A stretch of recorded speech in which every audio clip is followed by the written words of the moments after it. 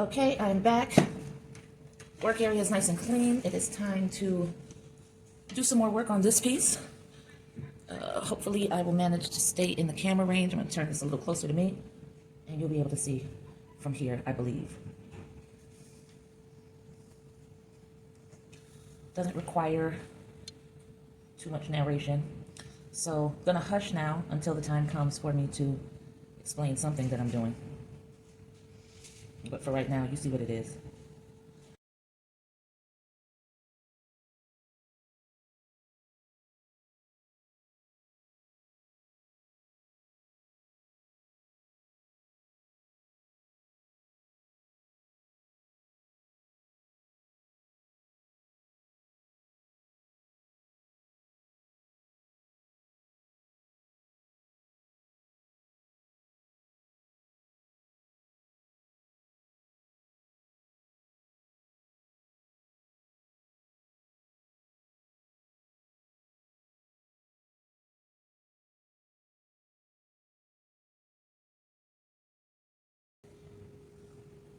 I just stabbed her in the face. That was bad.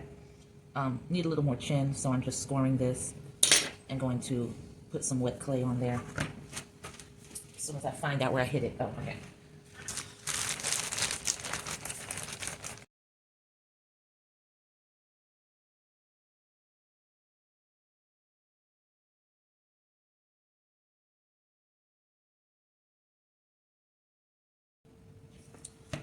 I think I'm also going to add some more right here.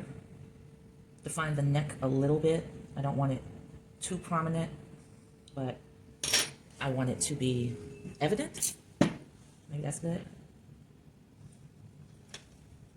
I'm pressing it down just to make sure that it's meeting the mat. Got to avoid this.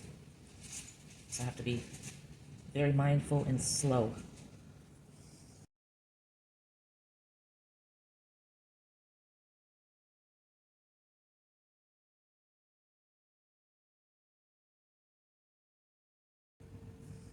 I think that's good right there. Sometimes you'll do something and you see right away that, yeah, that's exactly what you needed, you know? And that's always dope. Because, you know, you get to a point where you're ready to move on. You're ready to see it looking closer to completion. And sometimes you add a piece and it can negatively affect the structure or the form that you have. And then you've got to figure out how to make that work. So when you add a piece and right off the bat, it's just like, oh, yeah, that's exactly what was needed. It's very satisfying. So I want this to curve around. So I'm just using the tool to do that. Curve it around and make it a little more shapely. I still need to pull a little bit forward, so I'm just going to lightly touch that up, and then I can go in and smooth it out so she doesn't look like she has a goiter. Then it would be a self-portrait because I have a thyroid problem, and I have a goiter, so it looks like a really just fat neck, but it's actually because my thyroid is enlarged. So we're not going to make her my thyroid twin. We're just going to make her have a regular neck. Even while I'm talking to you, so many random thoughts. Like I just realized, I think it's been 2 days, and I had not, what's today? Today is Tuesday, yeah. So yesterday, I did not text my granddaughter in the morning. I've been trying to be much better about keeping that daily contact with her because her mom told me that it disappoints her when I don't. And honestly, I did not realize that. I figured she was like me as a kid. I waited for, you know, my grandmother's card on birthdays and special occasions with the money in it. And I was there for summers, and that was enough for me. But I didn't like talk with my grandmother over the phone. She just wasn't that type of grandmother. She was very loving and did everything she could for all of her children and her grandchildren. But she wasn't demonstrative in that way, you know? So I picked up that way, and I realized after I talked with her mother, that doesn't work for my granddaughter. She wants to hear from me. She feels better when she talks to me. And you know what? That's actually really, really dope. So I took it, you know, very much to heart and started texting her in the mornings and letting her know that I love her, I'm proud of her, I'm thinking of her, and I'll be doing good for a long while. Then, you know, I just fall back into my very isolated, selfish routine. And then next thing you know, it's been 2 days and I realize, oh crap, you know? So I've got to fix that and make it right.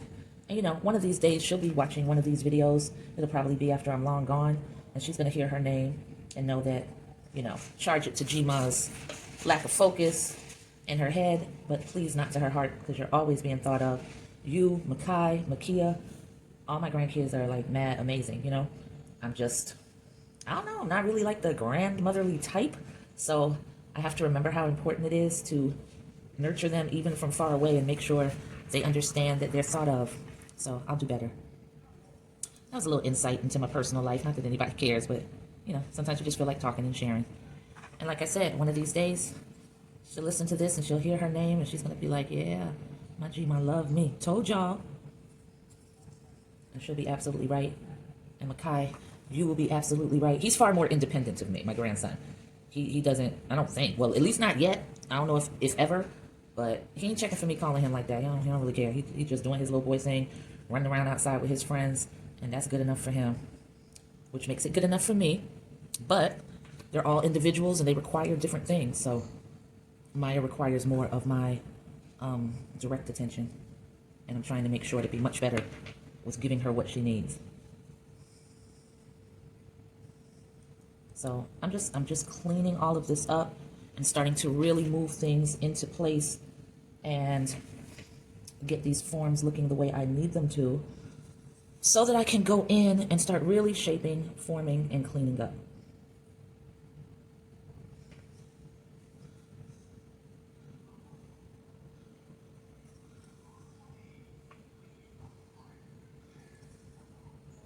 Can you keep up, baby boy?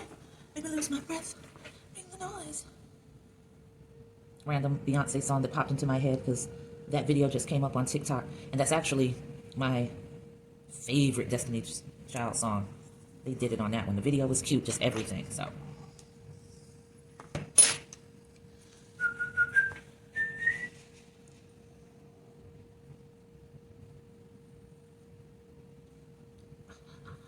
keep up, baby boy.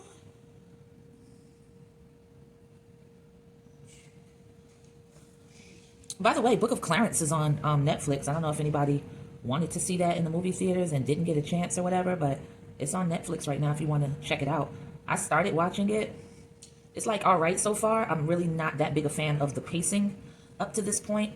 I feel like it's a long movie that's sort of going to feel like a long movie, but I haven't gotten connected enough to the characters yet to change that opinion. But right now, I think I'm about 20 to 30 minutes in, and it wasn't difficult for me to turn off to return to this. So I'm looking forward to seeing when it's going to pick up for me and how it's going to pick up, because I would love to be invested into the characters. You know, we've gotten to the point where we know too much about the celebrities we admire. I was definitely all the way in love with Lakeith's eyes and him as an actor, and the few things that have been reported on his personal life so far, I'm not the biggest fan of at all, but, you know, we're just going to have to see how it turns out. If he grows from it and becomes better, you know, time will tell. But for right now, I'm disappointed. I'm not repulsed. So I'm going to keep tabs, you know, continue to enjoy the movies that he's in, I guess. And, you know, we'll see how it goes with him. But I love his eyes. I think he has a set of the most amazing, expressive eyes. And when a director and cameraman, well, I guess that's all part of the director's job, when they really zoom in and focus on those gorgeous eyes, there's so much that can be done with whatever character he's playing. So I don't know how to say his name. He was the movie The Harder They Fall, which is amazing, in my opinion. The one who played the young, really cocky one, I forgot his name. With a beautiful head of hair. His hair is so lush and gorgeous. He's in this as well. Hair still lush and gorgeous. And Jamie, the actor who played Jamie in Top Boy, I just saw just before I cut it off, is in it, so that's interesting. Looking forward to seeing again how they develop these characters and what I feel after that development is really locked in and takes a hold, you know?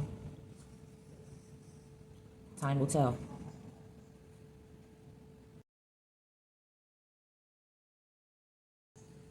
The premise seems really interesting for the movie. How they execute that remains to be seen. Like I said, for me right now, it's a little bit questionable.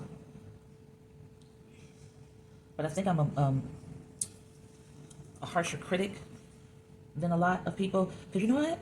Everybody was raving about Luke James' performance in Them, the Scare. That's the name of the series, anthology. And season 2 is called Them, the Scare. Now, I agree with them. I think that Luke James did his thing. The one thing where I differ with most of the people who have had expressed an opinion about how they felt about that series is that I almost have to commend him even more, because I feel like he did a lot with a script that for me, was really all over the place. And I did not find it anywhere near as enjoyable as the large majority. But his performance was definitely solid. And I would love to see what else he'll do. Not necessarily in horror movies, but in any type of dramatic, highly nuanced script and character. Because it's, very obvious that the acting chops are there, natural for him. That was obvious in The Shy. I'm not a fan of that series either. But the big reveal is, at this juncture, I have not been a fan of Lena Waithe's work in general. So it was really not that big a surprise that Them, the Scare, didn't land with me like it landed with everyone else. Just too disjointed for me.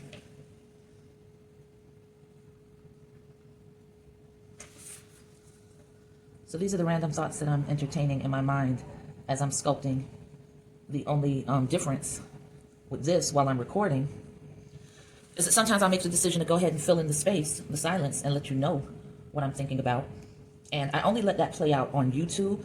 My TikTok videos, for the most part, are just done in time lapse with very little speaking from me, if any. Different audience, different attention span, whole different purpose. So no sense in me doing the most work and editing a 3-minute clip and hoping that I sound okay when I'm speaking, when most people aren't going to be even checking for me that long. So a little 30-second clip of part of my process, or a 1-minute and 30-second clip of part of my process, seems to be enough to keep the views decent.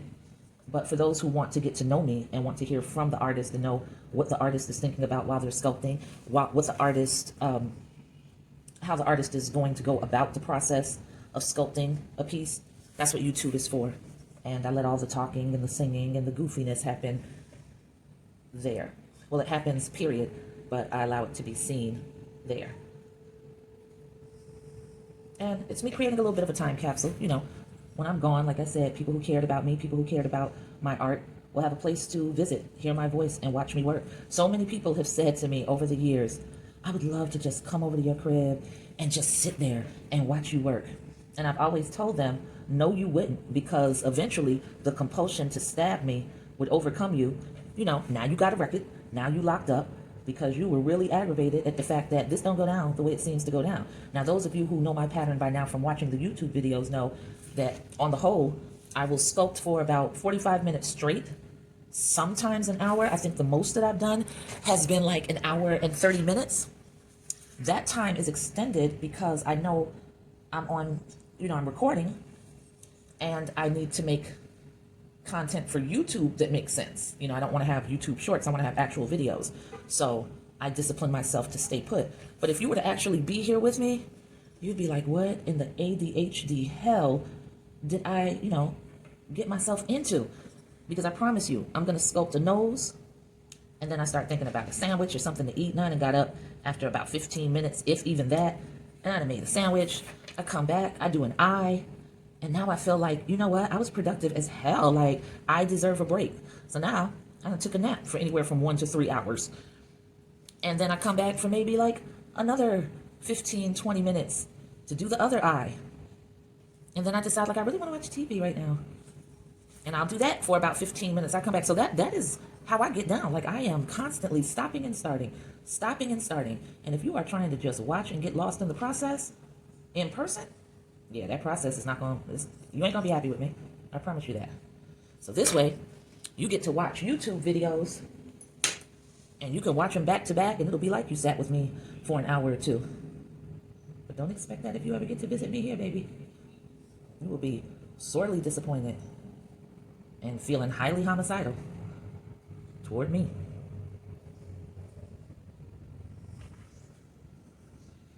Now, the only thing that makes that sort of okay, my crazy way of working, is that once I am familiar with the medium and comfortable, speed comes quite naturally to me. So I do still manage to get a lot done, even with me constantly interrupting myself and giving way to distractions because of that speed. So, you know, it all works out in the end.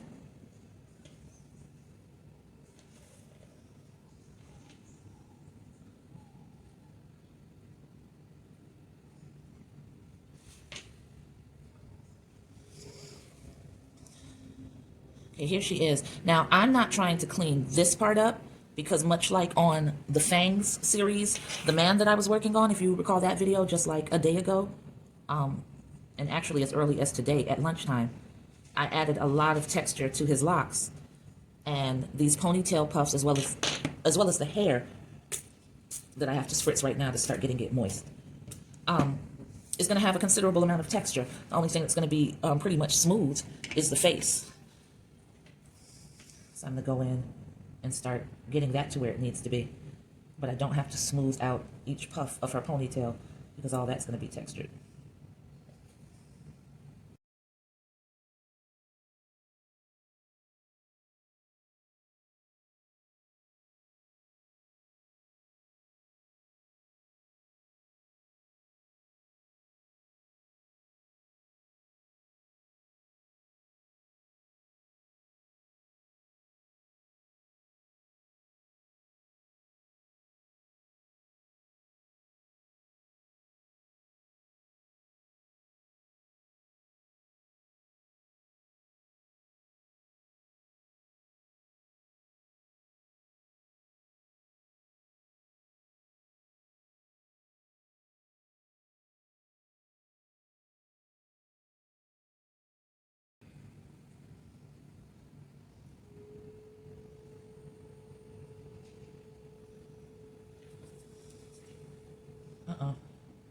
So I made a move just now with an area I took away that instantly aged this face way more than I intended to. Do I regret it? Yeah. Do I know if I can fix it? Nope. Sure don't.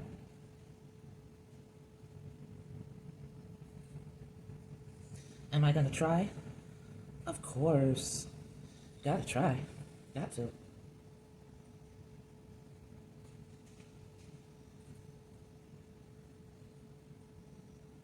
Now, I don't think what I'm doing right now is the fix, but we're gonna see. And how I think I aged her was by pulling away right there. I think she needs a little volume right in this little area. So I don't really have the real estate to crosshatch. So I'm gonna stab instead. And then take a very soft piece of clay and add to that part right there. Build it back up and see if I can restore what I took away. And I think it's best that I go ahead and spritz her. I don't want to keep wetting this, so I'm turning the spray bottle this way. I don't care about wetting up the front of her face, but I just need it. And I'll let that run off a little. Actually, it's not going to run off. The way it's situated, it's just going to hang right there, so I'll just catch it with the towel.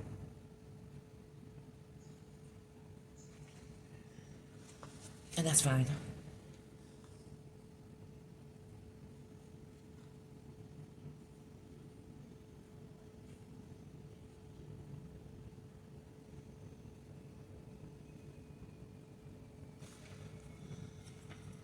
Can you keep up?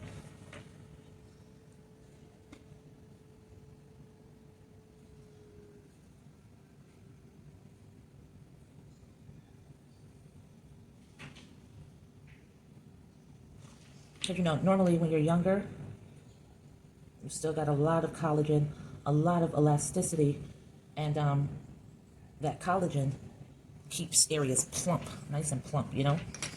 When you start to age, like I have, and you lose that elasticity, it shows that your skin is sagging or drooping because suddenly hollowed areas appear where it used to be fluffy and full. So when you're sculpting and you're trying to create a more youthful appearance, You've got to be mindful of that because you don't want to take away too much of that fluff, because then you hollow out and give a more vintage appearance than you might have intended to. And for more seasoned sculptors, this is probably the easiest fix in the world. For me, not so much, because I won't discipline myself to really study facial features and anatomy in the way that I should. So I sort of just move things around and reposition things until I luck into the looks that I want, instead of going in very intentionally and very purposeful and knowing what I'm doing, that if I add this here, it's going to take away that shadow there, and then it's going to give a more youthful appearance. And I would say, I'm sure that one day I'll get to that point, but at this age, I probably won't. I'll probably keep going just like I've been going, because it's hard to teach an old girl new tricks. So yeah. So I'm just rebuilding this out, even this mouth area. I've got her with a Joker-like smile. That wasn't the intention at all.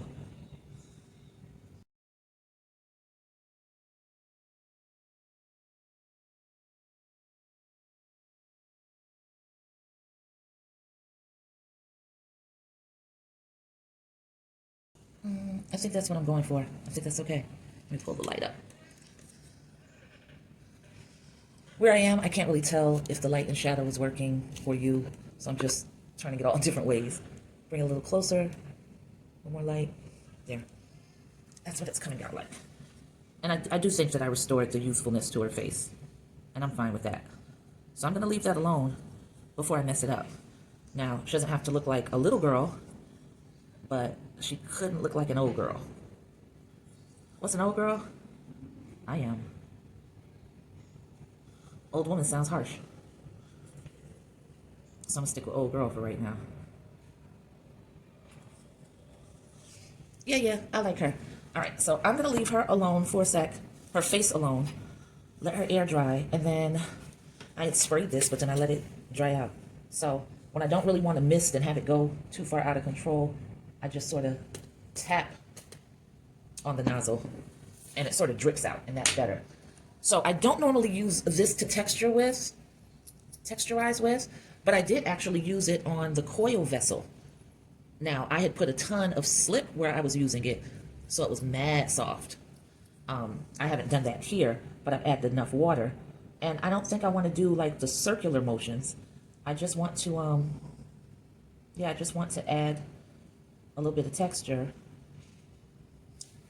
And I actually am doing this in a circular motion. I don't know why I opened my mouth and said I wouldn't be.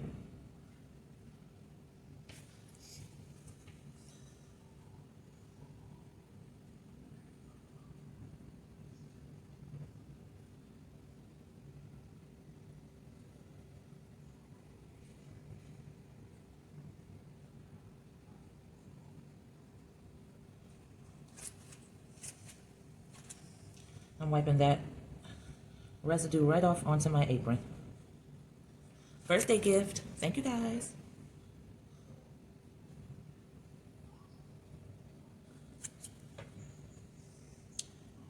It's better than having to reach for a towel. And since you guys were kind enough to buy me 2 aprons for my birthday, when one goes into the laundry, I have the other one to work in until it comes out. So that's gangsta. That makes me look and feel so damned official.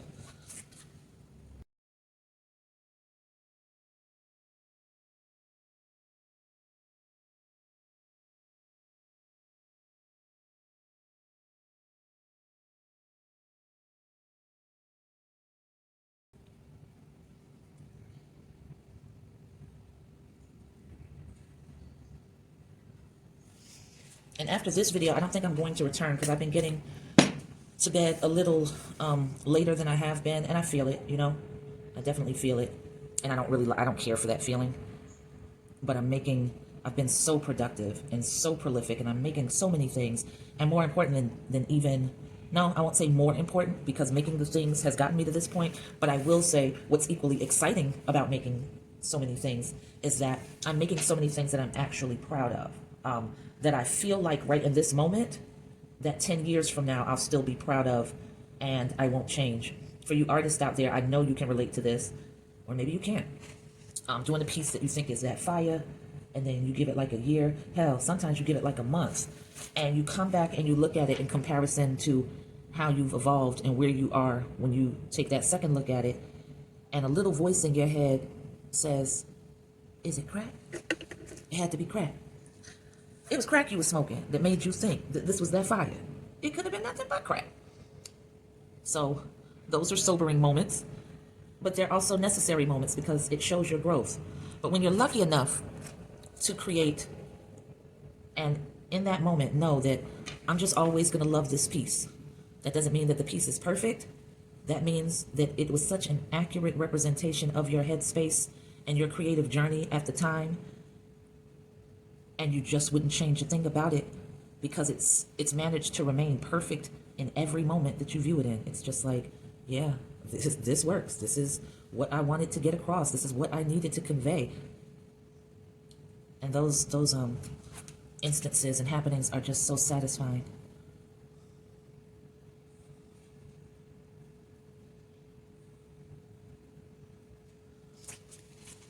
All right, you see how much texture is added there? Now I'm gonna go in here and try to wriggle it around a little bit. Try to do some zigzag sweeping motions. See how that works.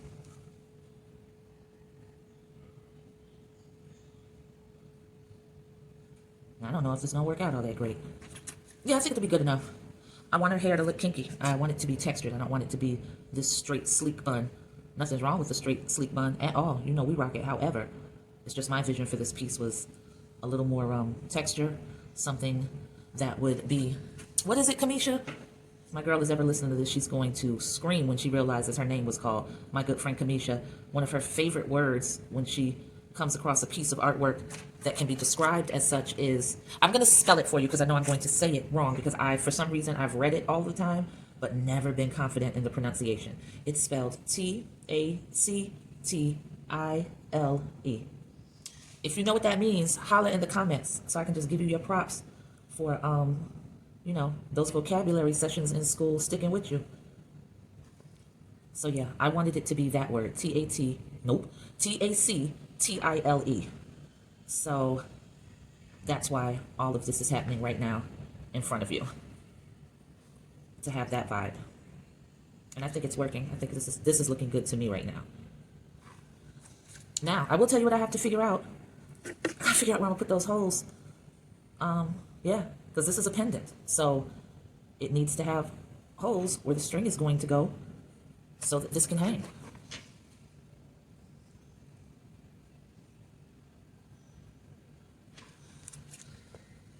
There's that, okay.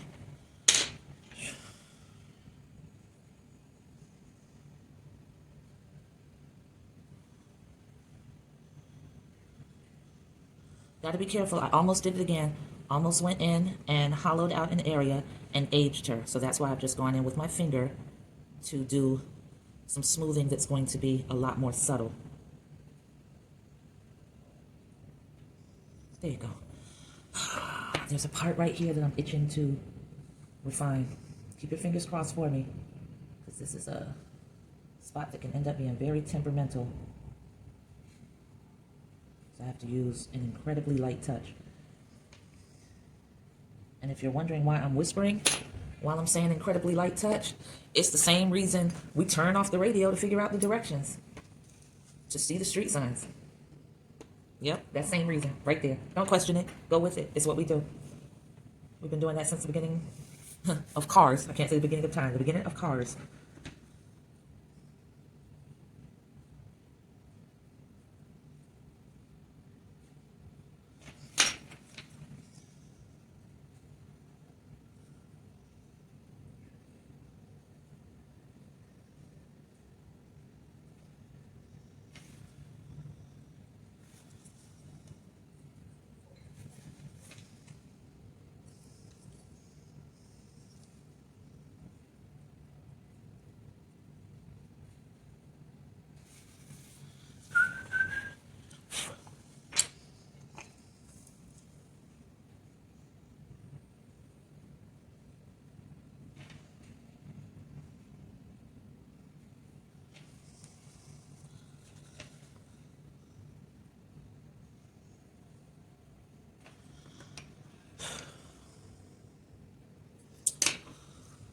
All right, so let's go ahead and do a measurement on her.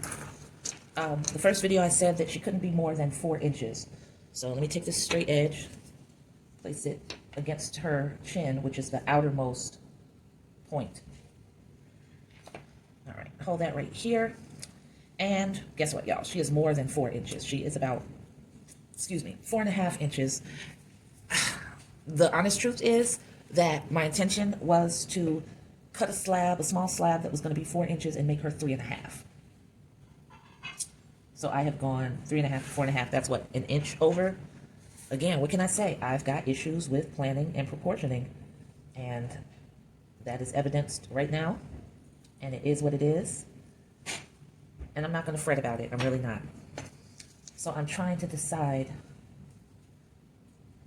4.5 inches. I don't know how to figure out where to put the holes. 4.5 inches. Cut in half would be 2.25, right? So it would be just shy of 2.5 inches. But if that's where I'm gauging it, right? Just shy of 2.5 inches, that's where a hole would have to end up. And then the other hole,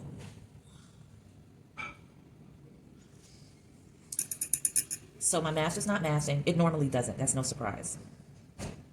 No surprise at all. So what I'm going to have to do is just eyeball it. So I'm thinking to put the hole right about here. I'm going to make a pinpoint. See that pinpoint? So if I put that hole right about there, the string is not going to come straight up because you got to remember there's a neck. So once you fit that around your neck, nobody's neck is that wide. It's going to come out this way, let's say right about at this angle, right about at that angle to fall onto the shoulders. I feel like if I put the other string, I've got to make a straight line, but if I put the other string right, I'm sorry, not the other string, but the other hole right about here, that's going to be fine for the balance. You know what I'm saying?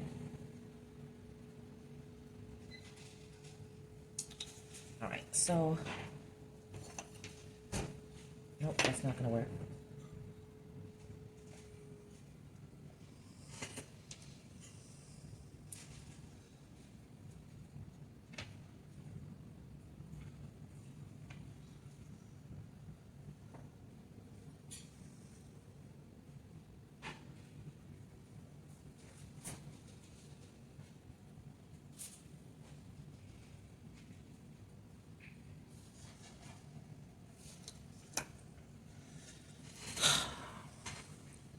God, I hope that's right. I hope that's right, y'all.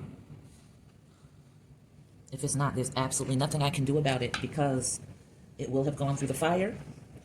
And for lack of better terminology, that will be set in stone.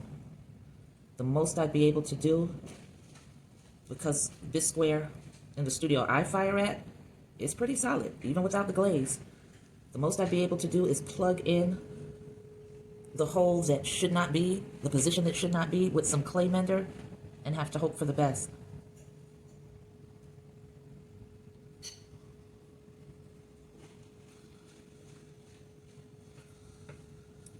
Ow! I just stabbed myself with a needle tool.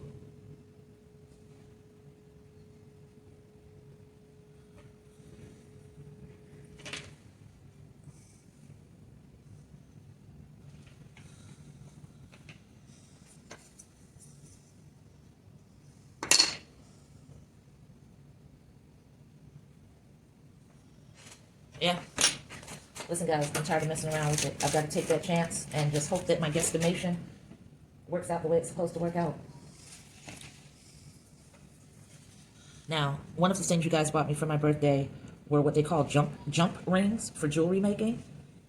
The size is in millimeters, which means absolutely nothing to me. I'm going to have to Google to see, like, what does that mean in inches, because I don't know how to determine that. School didn't fail me, I failed it. So yeah, I don't think that there's a jump ring big enough to loop through here. Possibly through here, but definitely not through here. So yeah, it's going to be strung up. And right now I'm trying to decide, do I use this tool? Because remember, what I always have to keep in mind is that clay shrinks. So the hole that I make has to be able to be large enough so that once that shrinkage occurs, between drying and between going into the kiln, that it's still going to be able to fit the diameter of leather string, which is that. With everything else, there's been no problem. All of the other pendants that I posted and put up for you guys, it was done with, not even this. I wasn't making them that large. It was done with this manual drill. And it was still able to maintain. And because I don't think I want that big, I'm going to use this manual drill and go in.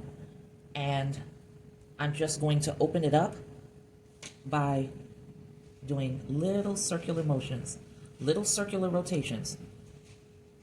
And then I'm holding it closer down so that I can make sure those circular rotations are going all the way through. So now I just opened up that hole. And now I'm getting ready to do the same thing here. I've got to be careful because of the way her head, the shape of the head slopes down. I don't want to accidentally create a break in the clay or crack it. And hopefully it's soft enough still that I don't do that. So I'm going to have to be extra careful with rotating it as well to make sure that that hole is opened up. So I'm just making really tight, tiny circular rotations. Tight, tiny circular rotations at the top. And then I'm going to take my hand down a little further and wiggle it until I feel it scraping along the mat. And it is.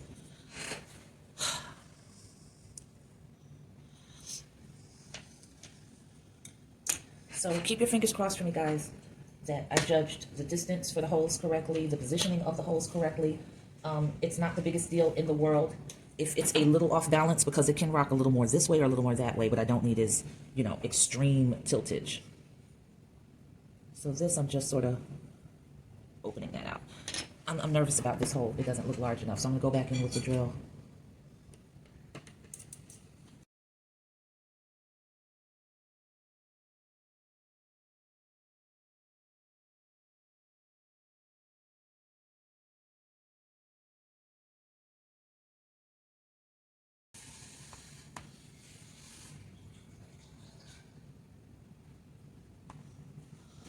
All right, so we are calling it at 1 hour and 8 minutes. We're just going to round that down to 1 hour. Or should I round it up to 1 hour and 10 minutes? Let's do that. Round it up to 1 hour and 10 minutes. That's how long we worked on this.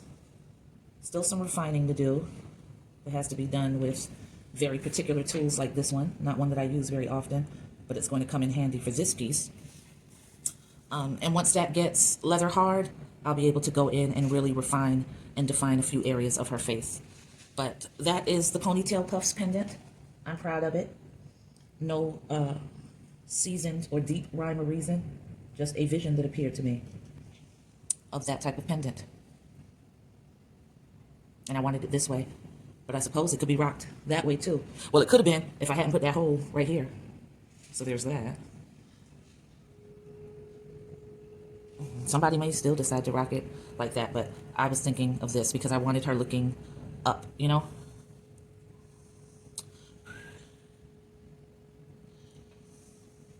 I'm sorry, I'm just sitting with this and thinking, because if the string was right there, this is then gonna tilt that much, right? At that angle, which is gonna swivel her around. I don't even know how that would look or work. So we're gonna go with this, see what happens with it. And if I ever decide to revisit this piece and do another version of it, I might do something different and interesting with the hole. I'm doing a version of this, but it's going to be different. How this is curved, the next version of this pendant is going to be with the puff starting at the top, graduating into smaller, smaller, smaller ones, and probably be about the same distance, maybe a little bit shorter. We'll see what happens. But that's her. That's her. That's her. That's her. And I'll probably take a couple of photos of her. Before I bag her up, she can fit in here with this other piece. He's on his board. He can probably come off of his board by now, though. Let's see, because I left him here from earlier today at lunch. I was about to say, yeah, he's hard, that's good, and then that just sounded all types of wrong, but that is what I was thinking. So yeah, I think that I can go in. Yep. See, he lifted off very easily. So that's him. So I'm going to put her in her bag first. Thanks. Up on top of the turntable. Slide her right on in. I'm not going to press this down. I'm not trying to tint it. I want the moisture to escape. I just want it to escape slowly. I can come in here and do a little bit of cleanup gently on the outer edges.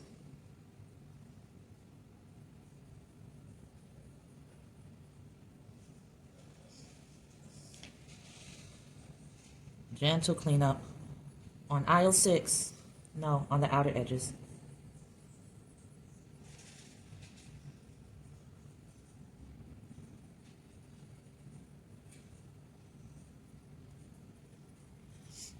And I am going to etch in some sort of little design here. Nothing too particular, because that's so tiny. I don't want to strain my eyes, but just, you know, a small point of interest.